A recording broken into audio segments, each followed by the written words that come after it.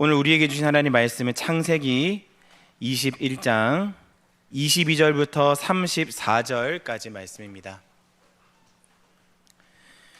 창세기 21장 22절부터 34절까지 말씀입니다. 그때 아비멜렉과 그 군대 장관 비골이 아브라함에게 말하여 이르되 내가 무슨 일을 하든지 하나님이 너와 함께 계시도다. 그런즉 너는 나와 내 아들과 내 손자에게 거짓되이 행하지 아니하기를 이제 여기서 하나님을 가리켜 내게 맹세하라. 내가 내게 후대한 대로 너도 나와 내가 머무는 이 땅에 행할 것이니라. 아브라함이 이르되 내가 맹세하리라 하고 아비멜렉의 종들이 아브라함의 우물을 빼앗은 일에 관하여 아브라함이 아비멜렉을 책망하매 아비멜렉이 이르되 누가 그리하였는지 내가 알지 못하노라. 너도 내게 알리지 아니하였고 나도 듣지 못하였더니 오늘에야 들었노라. 아브라함이 양과 소를 가져다가 아비멜렉에게 주고 두 사람이 서로 언약을 세우니라.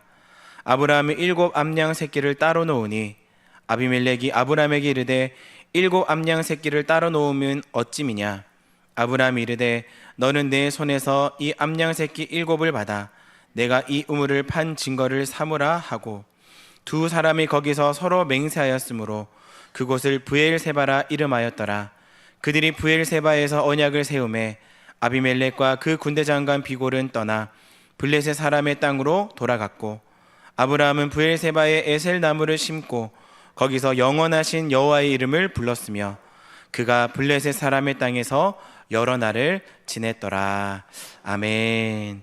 우리 아브라함을 높여주신 하나님이라는 제목으로 담임 목사님 말씀 전해주시겠습니다. 예, 우리 좌우에 계신 분들 앞뒤로 한번 인사하실까요? 반갑습니다. 사랑합니다. 축복합니다. 우리 인사들 하십시다. 창세기 12장에서 하나님께서 아브라함을 부르실 때에 분명하게 약속을 해주셨습니다. 내가 너로 큰 민족을 이루고 내게 복을 주어 내 이름을 창대하게 하리니 너는 복이 될지라. 너를 축복하는 자에게는 내가 복을 내리고 너를 저주하는 자에게는 내가 저주하리니 땅의 모든 족속이 너로 말미암아 복을 얻을 것이라. 하나님으로부터 엄청난 복의 약속을 받고 그가 갈대아 우르를 떠나서 가나안 땅으로 갔지만 갈대아 우르에서 가나안 땅으로 갔을 때 그는 그야말로 가나안 땅에서는 무명의 사람이었습니다. 그야말로 이방 나그네에 불과한 사람이었습니다.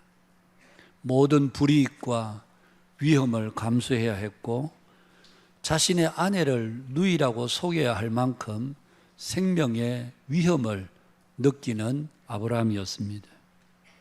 그런 아브라함을 하나님은 믿음으로 연단하셨고 이제 때가 되자 하나님께서 아브라함을 높여주셨습니다.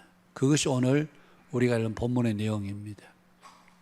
오늘 우리가 읽은 22절 말씀에 보면 그때에 아비멜렉과 그 군대 장관 비골이 아브라함에게 말하여 이르되 내가 무슨 일을 하든지 하나님이 너와 함께 계시도다. 그런즉 너는 나와 내 아들과 내 손자에게 거짓되이 행하지 아니하기를 이제 여기서 하나님을 가르쳐 내게 맹세하라. 내가 내게 후대한 대로 너도 나와 내가 머무는 이 땅에 행할 것이니라. 여러분, 여기서 말하는 그때가 언제인가 하면 바로 아브라함이 이삭을 낳은 그 이후를 이야기합니다. 아브라함이 이삭을 낳은 후에 시간이 얼마나 지났을지 정확하게 알 수는 없습니다만 어느 정도 일정한 시간이 지나고 난 뒤에 아비멜렉이 그의 군대 장관 비골을 대동하고 아브라함을 찾아왔습니다. 그리고는 아브라함에게 다짜고짜 네가 나와 언약을 맺자. 그렇게 언약을 맺기를 요청하고 있는 것을 보게 됩니다. 여러분, 가만히 생각해 보면 어떻게 이런 일이 가능할 수 있었을까? 여러분, 우리가 앞에서도 보았습니다마는 아브라함이 이 블레셋 땅 그랄 왕 아비멜렉에 올 때에 그는 굉장한 두려움을 느끼고 있었습니다. 그래서 자신의 생명을 보존할 요량으로 자신의 아내 사라를 자신의 누이라고 속여야 할 만큼 그는 마음에 굉장한 두려움을 느끼고 있었다는 증거이지요. 그랬다가 모든 것이 다 밝혀지게 됐습니다. 그러자 아비멜렉 앞에서 얼마나 책망을 듣습니까? 아비멜렉이 아브라함을 면전에 두고 내가 어찌하여 우리에게 이렇게 행하였느냐. 아브라함아, 네가 왜 우리에게 이렇게 했냐? 내가 너에게 무슨 죄를 범하였기에 네가 나와 내 나라가 큰 죄에 빠질 뻔하게 했느냐? 네가 내게 정말 합당치 않은 일을 행하였도다. 여러분, 우리 표현으로는 점잖게 되어 있지만 아마 이 지금 책망은 아브라함에게 굉장한 책망이었습니다. 여러분, 다른 일도 아니고 자신의 아내를 누이라고 속임으로 인해서 받게 되는 책망, 인간적으로 남자로서 남편으로서 정말 고개를 들 수 없는 부끄러움, 수치스러운 책망이 아닐 수가 없었습니다.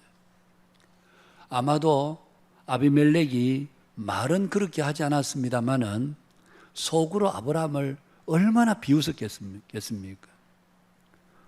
제가 생각할 때는 아마 아비멜렉이, 제가 아비멜렉 같았으면 아이고 이 등신 같은 인간아, 어째서 네 아내를 네 누이라고 속여? 아니 속일 게 따로 있지.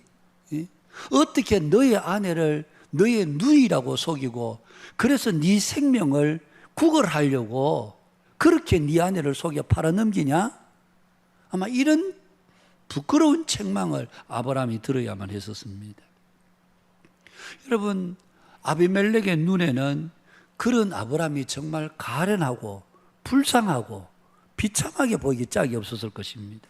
그래서 20장 14절에 보면 아비멜렉이 양과 소와 종들을 아브라함에게 주었답니다. 그리고 아내 사라도 돌려주었습니다. 그리고는 아브라함이 이렇게 말합니다. 아브라함아, 여기 내 땅이 넓다. 여기에 넓은 내 땅이 있으니까 네가 보기에 좋은 대로 어디든지 취해서 네가 살아라. 여러분, 가진 아비멜렉, 모든 것을 가진 아비멜렉이 아브라함에게 그야말로 굉장한 환심, 그런 것을 지금 쓰고 있는 것입니다. 여러분, 아브라함이 아비멜렉으로부터 양과 소와 종들을 받았다고 해서 기분 좋았겠습니까? 아마 얼굴을 들 수가 없는 수치스러움과 스스로 자초한 그 모욕감 때문에 아브라함은 견딜 수 없었을 테고, 자기가 자신을 생각해도 나란 인간은 왜 이럴까? 아마 스스로 굉장한 비참함 가운데 그가 빠져 있었을 것이라고 생각합니다. 그렇게 한 달이 가고 두 달이 가고 1년이 지나가는데 2년이 지나가는데 하나님은 그 모든 상황을 서서히 바꾸어 주셨습니다. 그리고 그 모든 상황을 완전히 180도로 바뀌게 해 주셨습니다. 여러분, 처음 아비멜렉의 눈에 아브라함은 그야말로 오갈 데 없는 불쌍한 나그네로 보였을 것입니다. 그런데 이후에 아브라함에게 일어난 일들을 가만히 보니까 이게 보통 일이 아니었습니다. 그러면서 아비멜렉의 마음속에 점점 아브라함이 두려워지기 시작했습니다. 처음에는 아브라함을 저거 별거 아이고 얼간이 같은 인간이다. 아니 뭐 그래 어디 속일 게 없어. 자기 아내를 누이라고 속이나. 그렇게 하찮은 사람, 보잘것없는 사람, 가련한 사람, 어리석은 사람 그렇게 보았는데 시간이 지나면서 아비멜렉이 아브라함의 삶을 가만히 들여다보니까 이게 아브라함이 보통이 아닌 거예요. 그러면서 서서히 아브라함에 대해서 마음에 불안과 두려움을 느끼기를 시작했습니다.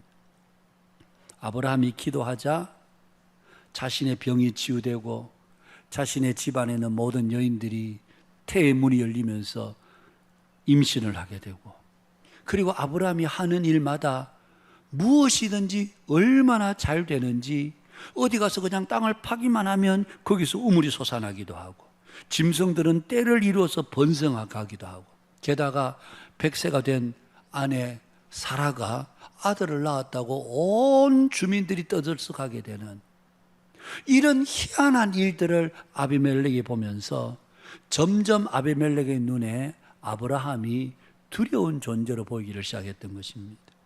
그래서 오늘 본문에 그의 군대 장관 비골을 데리고 화친을 청하러 온 것입니다.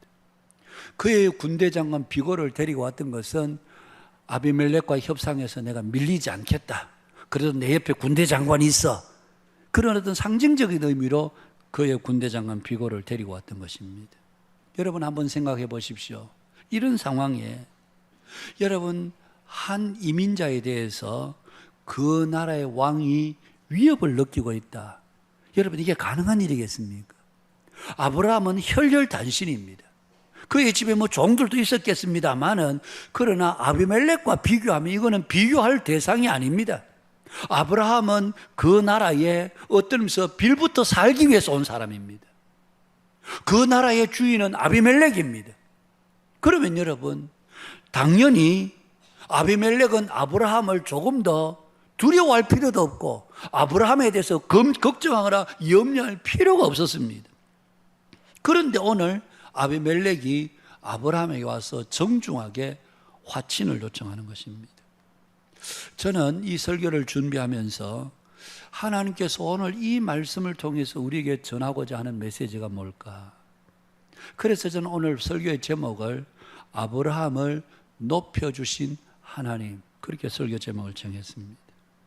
하나님께서 아브라함의 지위를 얼마나 높여주셨는지, 한 초라한 이민자의 자리에서 그 나라의 왕과 대등한 언약을 맺을 만큼의 높은 지위로 아브라함을 올려주셨다는 사실입니다.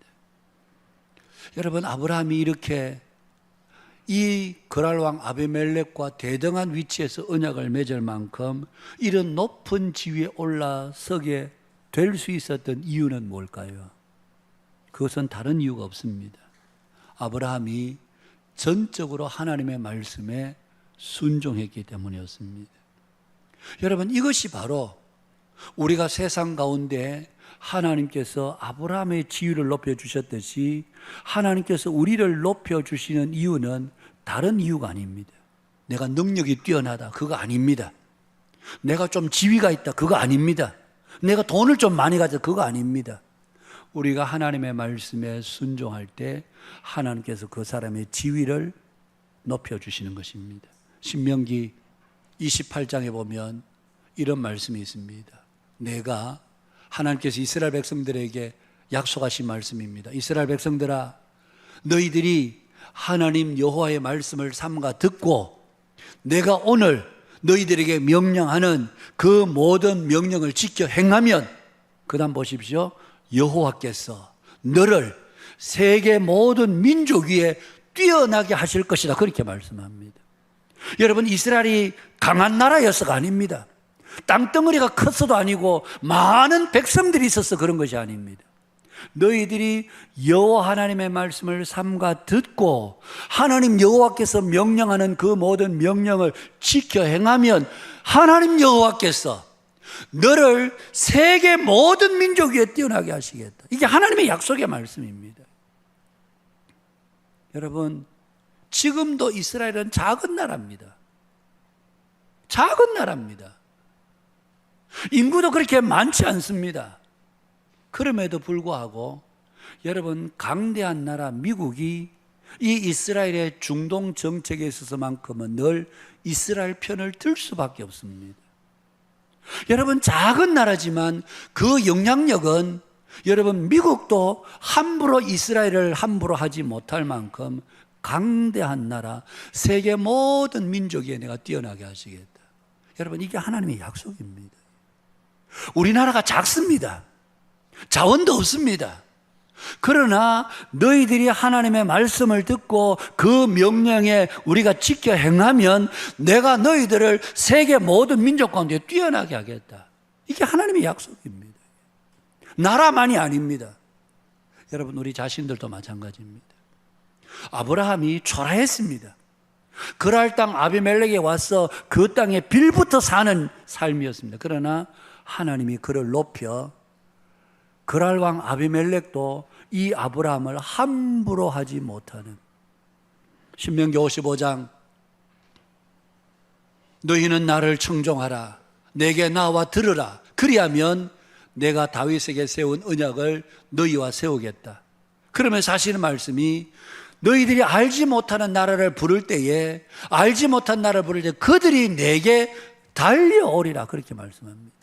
너희들이 내 말을 듣고 내 명령에 따라 순종하면 내가 너희들에게 다윗에게 세워주었던 언약을 너희들에게 세워줄 것인데 그때에 너희가 알지 못하는 어떤 나라를 할지라도 야야 너희들 이리 와봐. 그러면 그 나라들이 너희에게 속히 달려오게 될 것이다.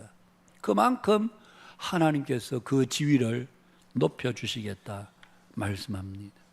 여러분 오늘 우리가 세상에서 견고한 지위를 얻게 되는 것은 다른 이유가 아니라 우리가 하나님의 말씀에 순종할 때인 것입니다.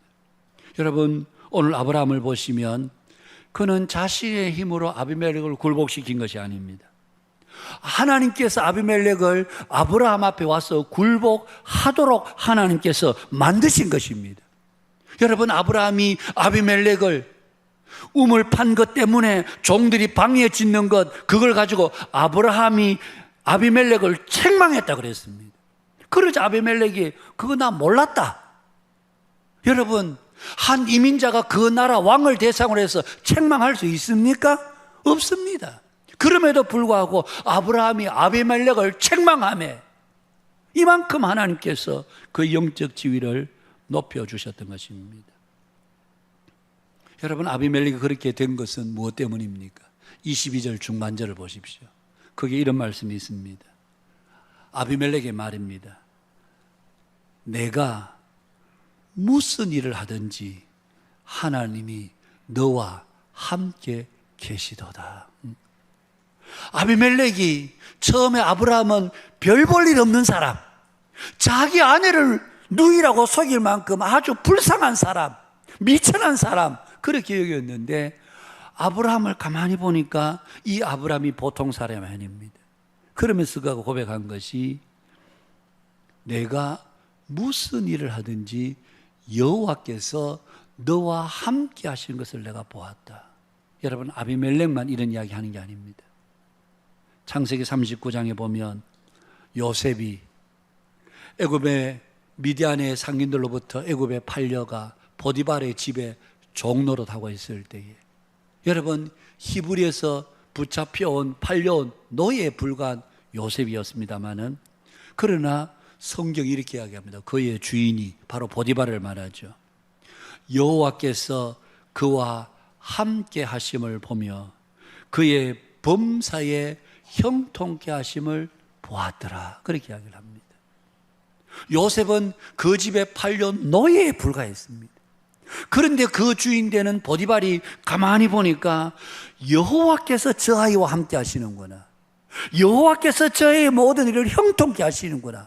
그러면서 그 요셉을 그 가정의 총무의 자리로 올리게 되는 이 모든 것이 여러분 하나님께서 하나님의 말씀에 순종하고 그 명령을 따르는 자들에게 베푸시는 놀라우신 하나님의 은혜였던 것입니다. 오늘 우리 역시 마찬가지입니다. 우리는 이 세상 가운데 비록 보잘것없어 보이고 아무것도 가지지 않는 자, 가지지 못한 자처럼 보일지라도 우리가 하나님의 말씀에 순종하고 그 말씀을 경외함으로 나갈 때에 우리의 지위를 높여주시는 분은 하나님이십니다. 우리를 세워주시는 분이 바로 하나님이시라는 말씀입니다.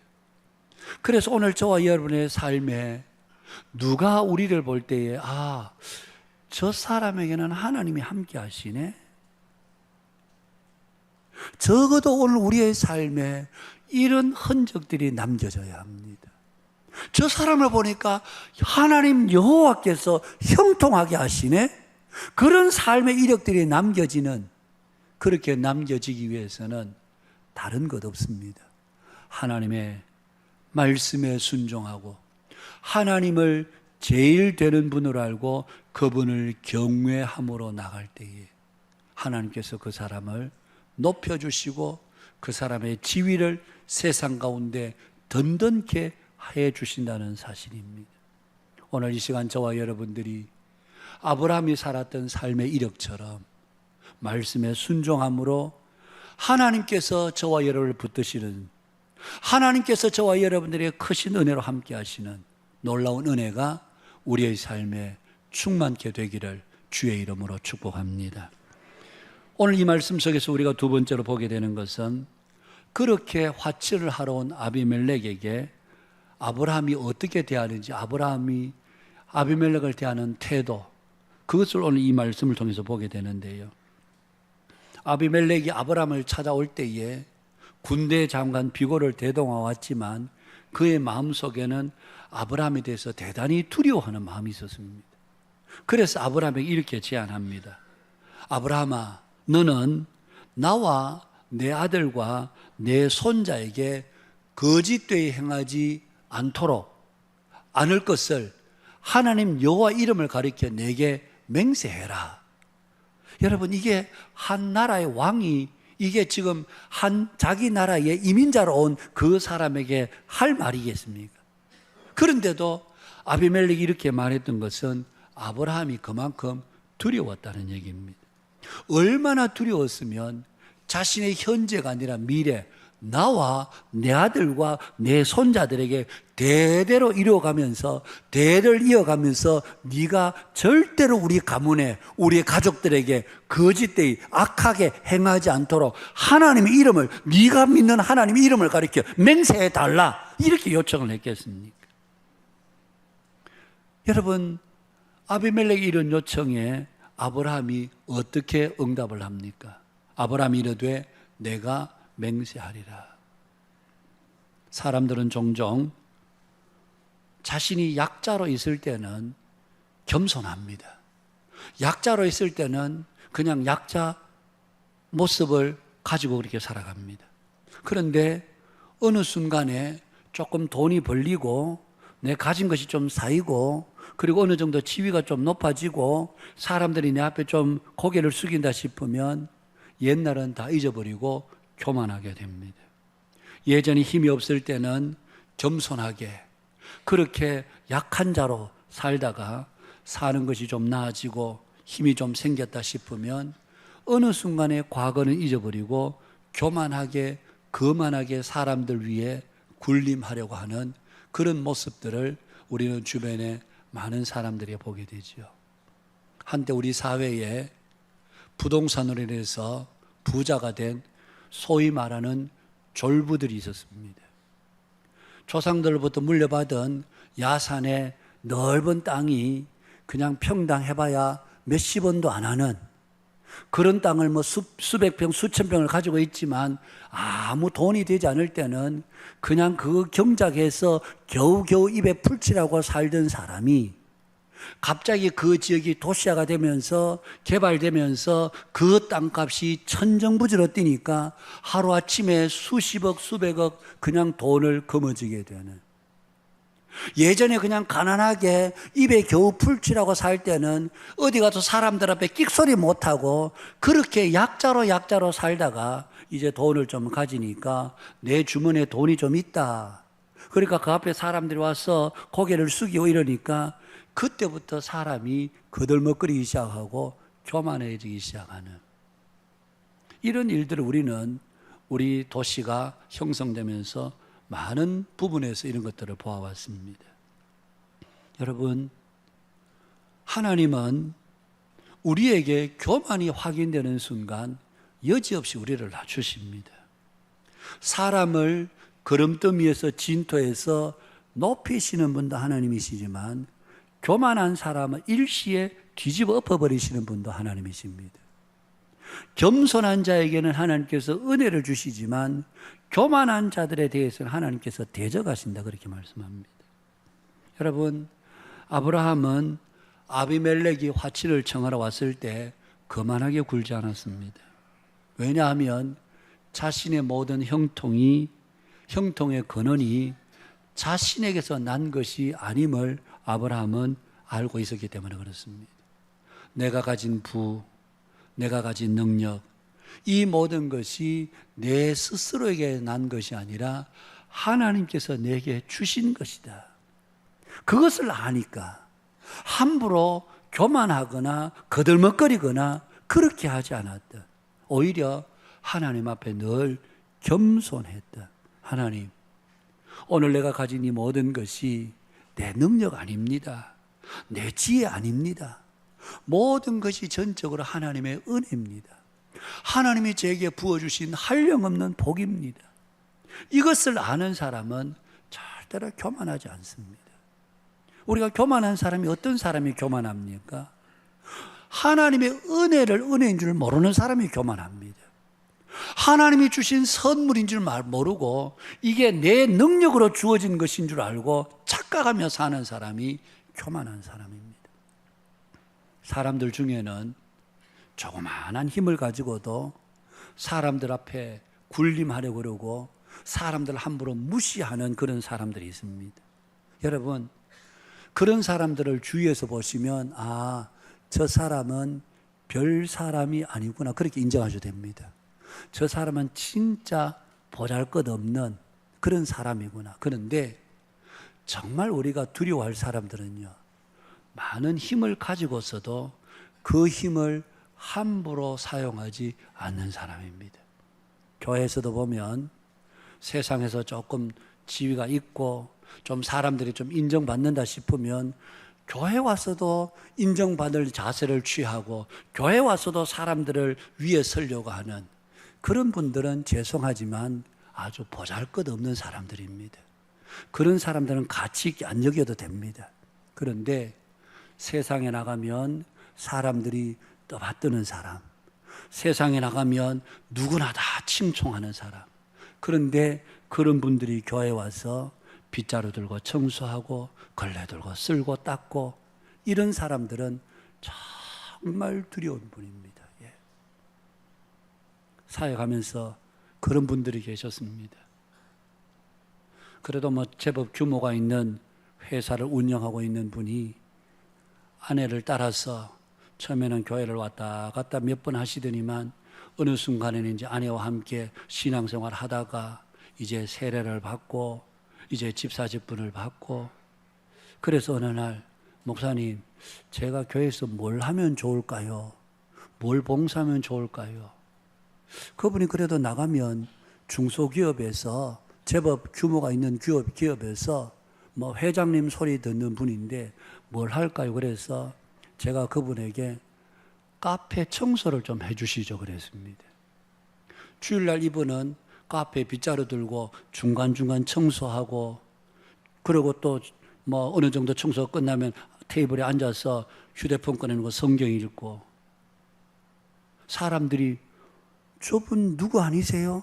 그런데 저분이 교회 와서 청소하시네요. 여러분, 이런 분들이 정말 두려운 분입니다. 자신이 힘을 가지고 마음껏 그 힘을 사용할 수 있지만 그 힘을 자제하고 사용하지 않고 오히려 다른 사람을 섬기는 일에 사용하는 사람. 하나님은 그렇게 겸손한 사람을 높여주시는 것입니다. 여러분, 아브라함은 자신이 지금 아비멜렉이 화친을 청하라고 고개를 숙일 때에 아브라함이 그거 몰랐겠습니까? 인간은 벌써 느낍니다. 이 사람이 내 앞에 지금 무릎을 꿇고 있구나. 그러나 아브라함은 교만하지 않습니다. 왜? 자신의 모든 것이 스스로에게 난 것이 아니라 하나님께서 그에게 주신 것임을 알았기 때문입니다. 사랑하는 여러분, 오늘 우리가 가진 모든 것이 그것이 어떠한 것이든지 그것이 하나님께로부터 왔음을 잊지 말고 늘 하나님 앞에 겸손하시기를 축복합니다. 그래서 바울은 그렇게 고백합니다. 하나님, 나의 나 된 것은 오직 하나님의 은혜입니다. 하나님, 내가 오늘 이렇게 밥 먹고 살 수 있고 다른 사람에게 손 벌리지 않고 이렇게 평안하게 살 수 있는 것은 전적으로 하나님의 은혜입니다. 그래서 엎드릴 때마다 기도할 때마다 내게 주신 하나님의 은혜를 내가 무엇으로 보답할꼬? 하나님, 내게 어찌하여 이렇게 과분한 은혜를 주십니까? 여러분들의 자녀가 잘 되겠습니까? 그러면 여러분들이 엎드려서 기도할 때마다 주여, 나 같은 사람에게 어찌하여 이렇게 과분한 은혜를 주십니까? 이게 여러분 마땅히 우리가 하나님 앞에서 고백해야 될 고백이지, 스스로 나인 것은 착각하고 거만하게 할 때 하나님은 어느 순간에 그 인생을 뒤집어 버리십니다. 아브라함의 겸손을 오늘 이 아침에 우리가 이 말씀을 통해서 배우고 늘 겸손한 마음으로 하나님 중심의 삶을 이어가는 우리 모두가 되실 수 있기를 주님의 이름으로 축복합니다. 마지막 세 번째로 그 일이 있고 난 후에 33절에 보니까 아브라함이 브엘세바 맹세 우물에서 에셀 나무를 심고 거기에서 영생하는 여호와 이름을 불렀다. 여러분, 나무 몇 그루 심은 걸 가지고 뭐 성경에 이것까지 자질구레하게 기록해 두었나 싶은 생각이 듭니다만, 류모세라고 하는 선교사님이 쓰신 광야 이야기 식물편 그 책에 보면 이 에셀 나무에 대한 기록이 나오는데요. 에셀 나무는 뿌리를 깊이 내려서 깊은 곳에서 물을 흡수하기 때문에 물이 부족한 광야 같은 곳에서 잘 자라고, 그리고 그 키가 18m까지 자라기 때문에 좋은 그늘을 제공하는, 그래서 광야에 심기 최적의 나무가 바로 이 에셀 나무라 그렇게 이야기를 합니다. 여러분, 왜 그 우물가에 아브라함이 에셀 나무를 심었을까요? 여러분, 에셀 나무가 광야 그늘을 제시합니다. 그래서 어쩌면 그 우물가에 에셀 나무를 심어 놓으니 비록 아브라함 자신은 언젠가는 이 세상을 떠나게 되겠지만 우물이 존재하고 그 곁에 에셀 나무, 키가 장성한 나무들이 그늘을 만들어 놓으니까 나그네가 지나가면서 분명히 그 그늘 아래서 쉬게 될 것이고, 그러면서 그 우물과 그 나무에 대한 내력을 그들이 듣게 될 것이라는 얘기입니다. 아브라함에게 역사하셨던 하나님, 그의 삶 가운데 역사하셨던 하나님, 그와 함께 하셨던 하나님, 아브라함은 적어도 자신에게 역사하셨던 그 은혜의 하나님을 오래도록 그 나무에 깃들어 쉼을 쉬어가는 사람들에게 그 증거를 끊임없이 남기기 위한 아브라함의 계획이었다는 생각입니다. 사랑하는 여러분, 오늘 우리의 삶에도 삶이 지나고 난 뒤에는 어떤 흔적이 남습니다. 한 사람도 그냥 사라지는 안개처럼 사라지는 것이 아니고 그 사람의 삶의 뒤에는 늘 그 사람에 대한 이력이 따라다니게 됩니다. 여러분, 오늘 저와 여러분의 삶의 뒤에 이력은 어떤 이력이 남겨져 있습니까? 그 사람 돈 벌어서 살더니만 자기 혼자 잘 먹고 잘 살다 갔어. 이런 흔적을 남기기 위해서 우리는 사는 사람들이 아닙니다. 적어도 우리의 삶의 뒤에는 그 사람 하나님의 사람이었어. 그 사람 기도하는 사람이었어. 그 사람 정말 하나님 앞에 다함이 없는 충성된 사람이었어. 우리의 믿음의 삶의 본보기가 될 만큼 참 귀한 분이셨어. 이것이 우리의 삶의 이력에 남겨줘야 될 아름다운 여러분 이력이 아니겠습니까? 오늘 저와 여러분의 삶의 이력에 어떤 내용들이 쓰여져 가고 있습니까? 그 사람이 지나온 발자국 뒤에 하나님이 증거되지 않고 하나님의 흔적이 없다면 적어도 신앙인으로서 우리는 제대로 살았다, 그렇게 말하기가 어렵습니다. 우리가 이 세상을 떠나고 난 뒤 우리의 삶의 이력에 우리 자녀들이 아니면 우리를 알고 있는 많은 사람들이 그분 정말 믿음의 사람이셨어, 정말 기도하는 분이셨어. 여러분, 우리가 세상에서 유명하고 유명하지 않고 그게 중요한 것이 아니고 사람들의 오랫동안 기억 속에 그분 정말 기도하는 분이셨어. 제가 전도사 시절에 여기 가까운 진레에 다만교회를 제가 섬겼습니다. 그때 그 교회에 두 분의 구장로님이 계셨습니다. 서로 사촌간이셨는데 형님은 국회성 장로님, 동생은 국회옥 장로님, 두 분이 사셨습니다. 그 두 분은 이미 세상을 다 떠나셨습니다. 그런데 뭐 두 분 다 훌륭하신 분이었습니다만은 그 앞서 국회성 장로님, 이분은 그때 당시만 해도 연세가 많으셨습니다. 옛날에 여러분 우리 월간 고신 거기에 보면 이분의 시가 많이 등재가 됐었습니다. 근데 그분의 시를 읽어보면 그분은 공부를 많이 하신 분이 아닙니다. 그렇다고 해서 무슨 시적 능력이 탁월한 분도 아닙니다.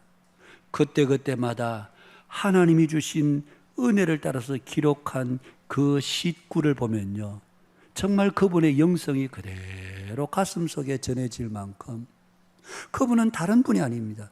늘 새벽 3시가 좀 넘으면 교회 예배당 와서 비가 오나 눈이 오나 어떤 일이 있어도 와서 늘 기도하는 분, 이런 분으로 어린 저의 가슴속에 늘 그 토요일마다 주말마다 와서 뒷자리에 앉아서 보면 그분의 기도하는 모습이 늘 눈앞에 보이는, 이 세상을 떠난 지 오래되셨지만 사람들 속에 그 장로님 이름을 함자를 댈 때마다 그분 정말 기도하는 분이셨어. 정말 하나님 앞에 경건하게 살다가 이 땅에서 부자로 살았던 게 아닙니다. 그분이 많은 재산을 가지고 화려하게 살았던 것도 아닙니다. 이 땅에서는 그저 한 명의 촌부로 살았을지 몰라도 하나님 나라에서 그 이름이 얼마나 아름답게 해와 같이 빛나는 이름이 되었겠습니까?